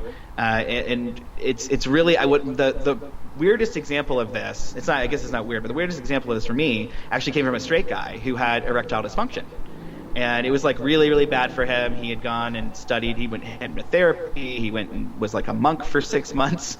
And he did all this stuff trying to figure out what was wrong with him. And then he came to the conclusion that it was his spiritual, life essentially to give that part of his life up and go and do these other things. And I'm like, okay, like I'm all there for whatever your journey is and whatever you need to do. But that poor guy, when we were sitting around talking about the male mysteries, he just checked out. He just wasn't there. And you have people who that's not what they're about. They don't want to talk about their sex life. They don't want to associate their spirituality with their sex life all the time. And, as I find great healing and some of Crowley's work and some of the other stuff with sex magic, I understand that's not everybody's bag. And so because sex and gender are so uniquely kind of intertwined the way that we look and see them, what we end up having a lot of the times with this stuff are, this negative reinforcement of gender stereotypes. We have this negative reinforcement of, again, kind of what we expect people to be at different stages in their lives. And we have to update stuff and let it go. I'll also add that the idea of like an elder or a crone is totally different than it was 30 years ago. And I remember when I first started practicing the craft, which was about 17, 18 years ago, I would go and meet people and they were like old and they were elders, like they looked old, so you respected them because that's what they were. But then as I was growing up and I had access to the exact same books everybody else had access to, there were people who didn't find witchcraft until they were in their 60s. And they read a couple books, and then they decided they were an elder, and they had no fucking clue what they were talking about. But because they were older, there was this expectation of respect, right? And I could respect somebody for being around longer and for having a different viewpoint than I would, but I'm certainly not going to subjugate myself to that person just because they've been around a little longer, and walking around on the streets. Yeah. It's not going to happen. So there's just a lot of stuff that reinforces the bullshit that we fight every day in society when if we really were to dive into it. So let me ask you about this thing. Father, Son, and Sage? Where's that come from? So that was taught to me in Wicca, in my Wiccan training. So I have, I'm a member of the Northern Star, well, I'm no longer a member, but I was trained and I was a high priest in the Northern Star tradition of Wicca, which is this hybrid of Blue Star Wicca and North Star Wicca. So with me, it's just like the mirror of the Maiden, Mother, and Crone. It's a way of providing the symmetry that in witchcraft we really like our symmetry, and so and paganism. So it's just the male symmetry of it all. Huh? Yeah, I've never seen a triple god. I was always taught the goddess number's 3, god number's 2. Which is odd because the god is the active and the female is the receptive, but numerology does that flip thing. So I've never seen a triple god. It's usually it's Osiris risen and Osiris slain. Right. That's all we get. Right. We get a rise and die and rise and die. But boner, no boner. Guess our paychecks are higher, so it works out. I guess. Yeah, I'm just gonna shut up on that one. That was interesting. So I'd never heard of that. For Father, Son, and Sage. Mm-hmm. Interesting. Wow, let's see. So we got about 15 minutes left, man. It's flying by. What else you got to tell us about this book? See, we talked about the Grigori. I thought that was fascinating. What was I going to ask you about the Witch's Eye? Can you tell us anything about that, or they got to buy the book? I think in general, buying the book is a good thing because I'm not going to do it justice. Yeah, buy the book.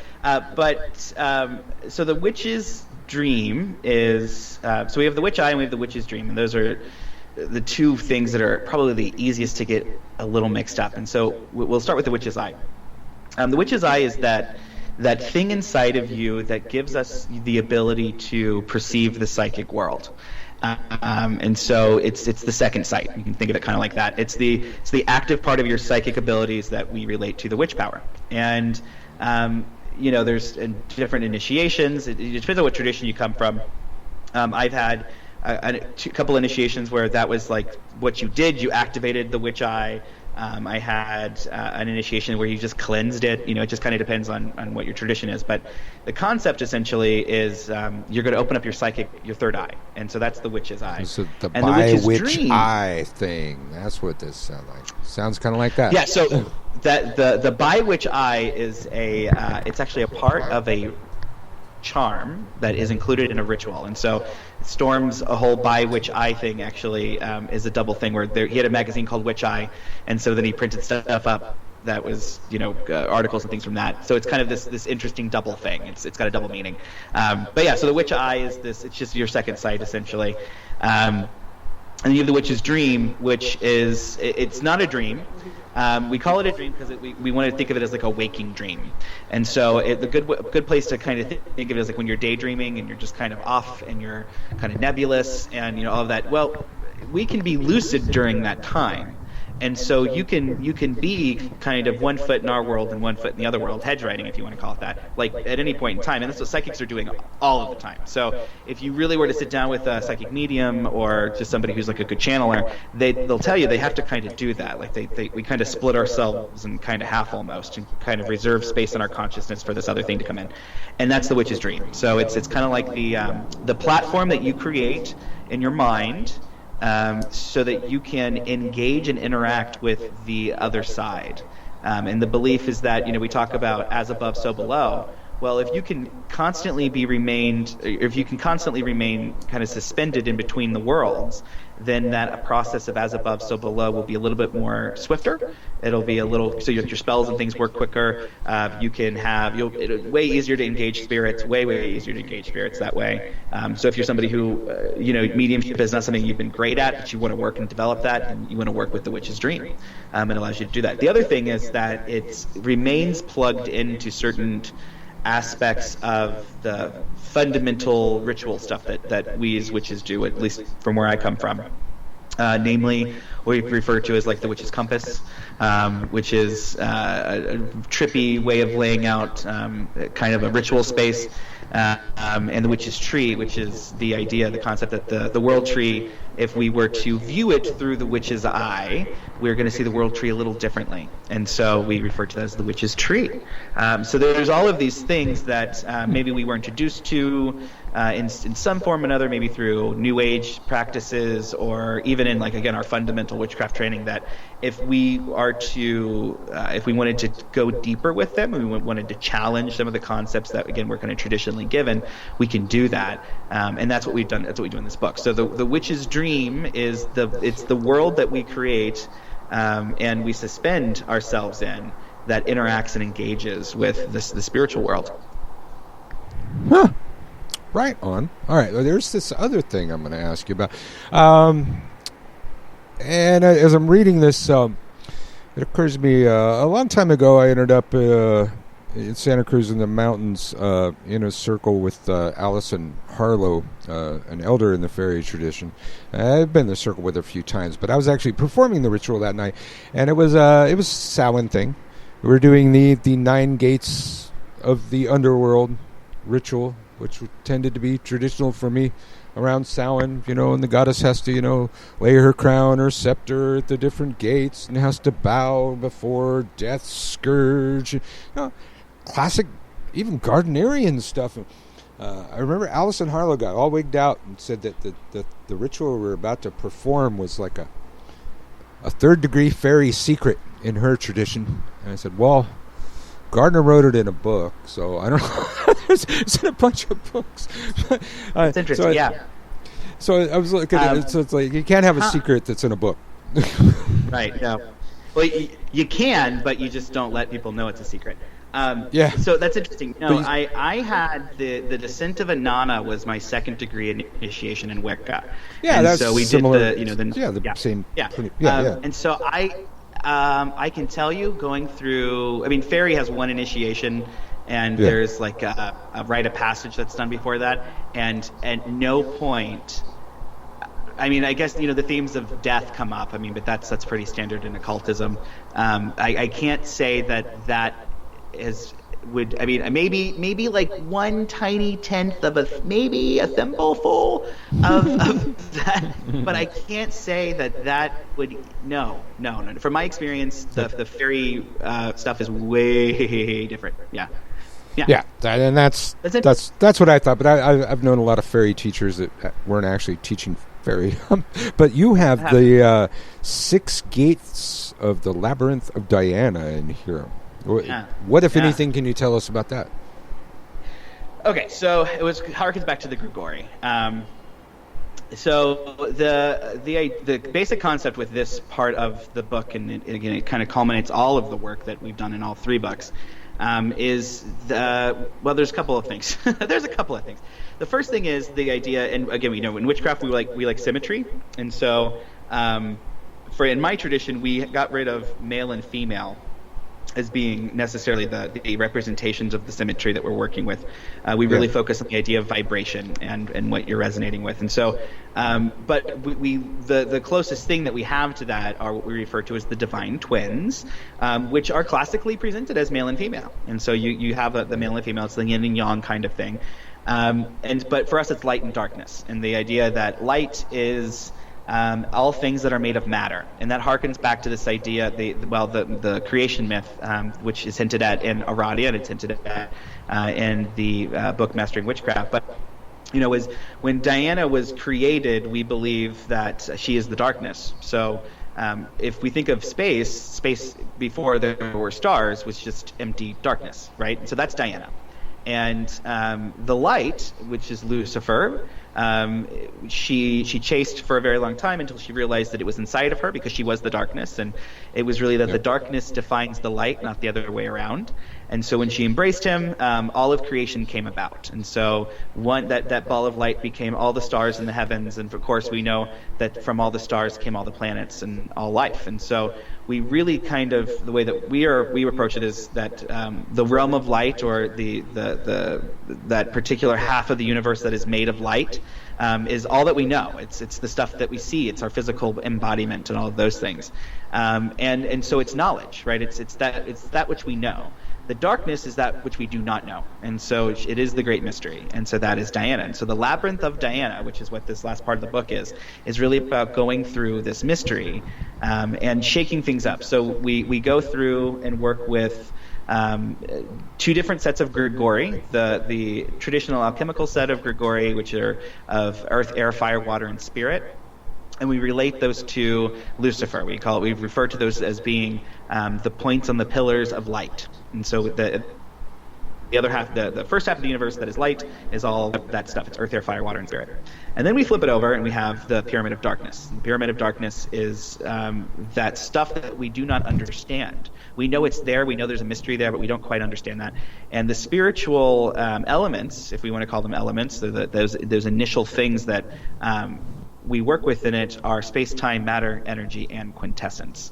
And so if we want to think of it being a mirror and there being things that are reflected there, earth, air, fire, and water, spirit are reflected as space-time, matter, energy, and quintessence. And so in the Labyrinth work, what we're doing is basically going through a path working where you meet all of these different Grigori, and you have to receive their medicine. You have to go through, there's certain things to do ritually. And once you do that, you get access to go to the next gate. You get access to go to the next thing after that.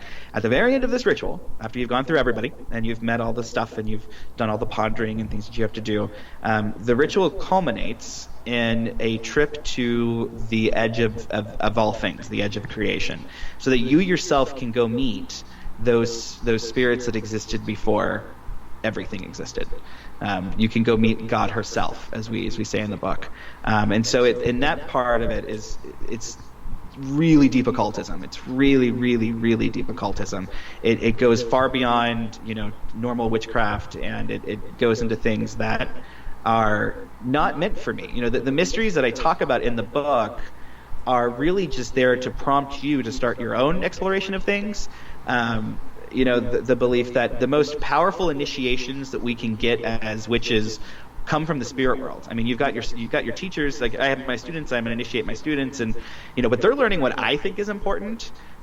Just like I learned what my teachers thought were important, and then I can look back on it 10 years, 15 years later and go, oh no, if that wasn't important to me, but it wasn't to them, And so what to me has been important are the stuff the spirits are teaching me, and so. What I try to do in this book is take the approach of like, okay, well, these are the mysteries. The real mysteries are the ones that are revealed to you while you're going through these processes. And so it's an interesting title for that kind of perspective, because you're not. I'm giving you some mysteries, absolutely, but the whole point of the book is that you go find your own.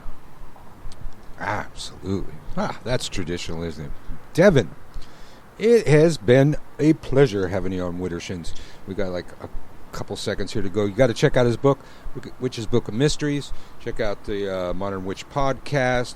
All those on his, was it devinhunter.net or devinhunter.com? It scrolled off of my screen. Look at that. People talking too much in the chat room. .net. .net. Devinhunter.net. Check it out. Check out the new book. I'm going to check out this book. You can find Devin at devinhunter.net. You can find this on Llewellyn's. I'm looking on Llewellyn's webpage, but there's be all kind of shops carrying it. Probably be my shop as soon as my distributor has it. Thank you for coming on Widdershins. Absolutely. Okay. Merry meet, merry part, merry meet again, my friend.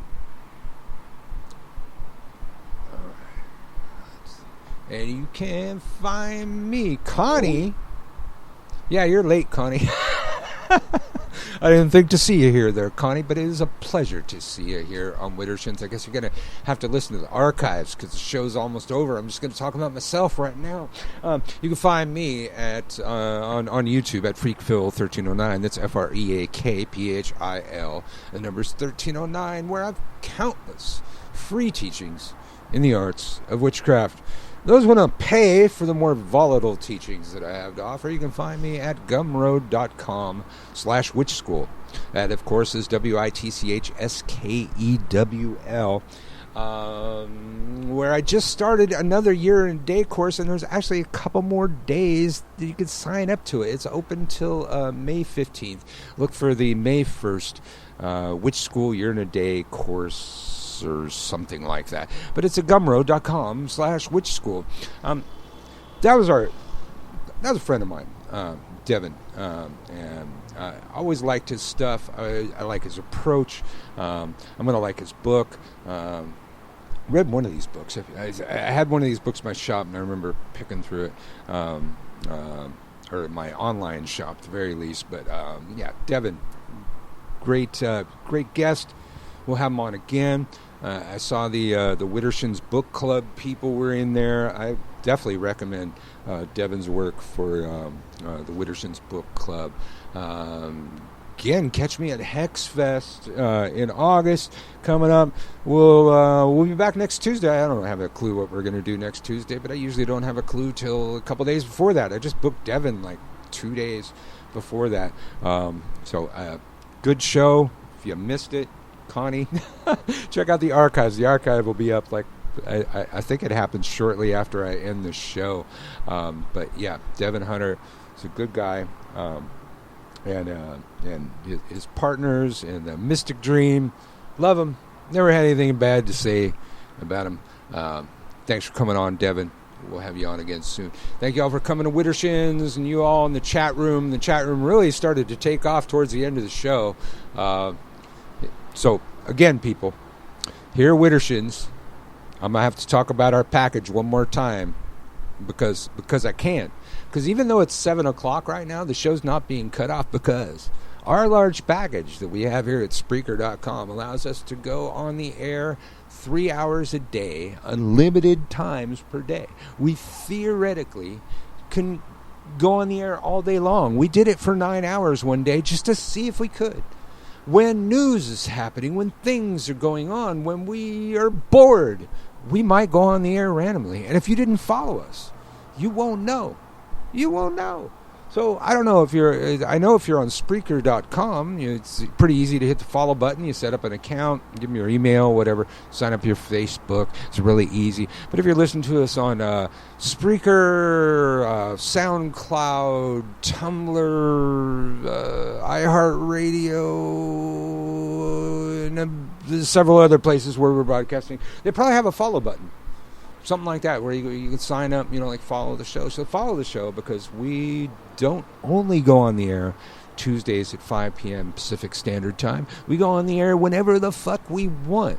And Vicky Hawkins, who's late in the chat room, the book club is for everyone. I think if you just look up Widdershins Book Club on Facebook, I think it's pretty easy to find. Also check out the Widdershins Facebook page, which is at Widdershins Radio. You can reach us at widdershinsradio.com. Widdershinsradio at gmail.com. Suggestions for the show, reviews, hate mail, whatever you got, man, send it on over there, and we'll eat that shit up. You want something plugged on the show? You got a PSA, a pagan service announcement? We'll get it on the air. Send it on over. Widdershinsradio at gmail.com. Thank y'all for joining us this week. For Widdershins, a twisted approach to the left-hand path.